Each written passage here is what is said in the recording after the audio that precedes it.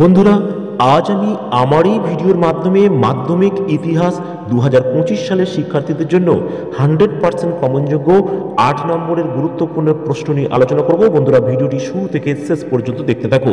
আর আমার কোচিং সেন্টারের WhatsApp number হলো 9007377901।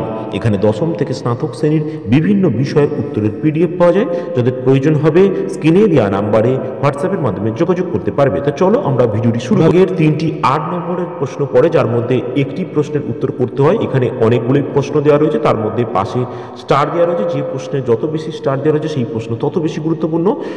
শিক্ষা বিস্তারে প্রাচ্য পাশ্চাত্যবাদী বিতর্কটি কি? উচ্চ শিক্ষা বিকাশে কলকাতা বিশ্ববিদ্যালয়ের ভূমিকা আলোচনা করো। 19 শতকের বাংলা সমাজ সংস্কার আন্দোলনে ব্রহ্ম সমাজের ভূমিকা আলোচনা করো। বাংলার নবজাগরণের প্রকৃতি ও সীমাবদ্ধতা আলোচনা করো।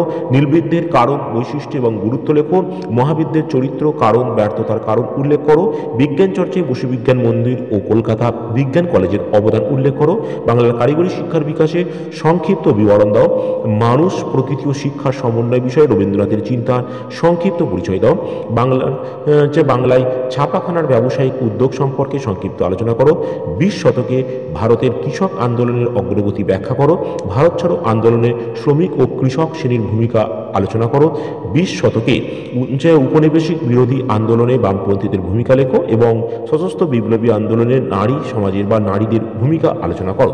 এই ছিল আজকের ভিডিও। এখানে যে 13টি গুরুত্বপূর্ণ প্রশ্ন দেওয়া রয়েছে, এগুলি করলে এখান থেকে তোমরা সমস্ত বড় প্রশ্ন কমন পেয়ে যাবে। 8 নম্বরের যে 3টি থাকে একটি করতে হয়। আর আমার উত্তরের পিডিএফ এর প্রয়োজন হলে স্ক্রিনে দেওয়া নম্বরে হোয়াটসঅ্যাপের মাধ্যমে যোগাযোগ করতে পারবে।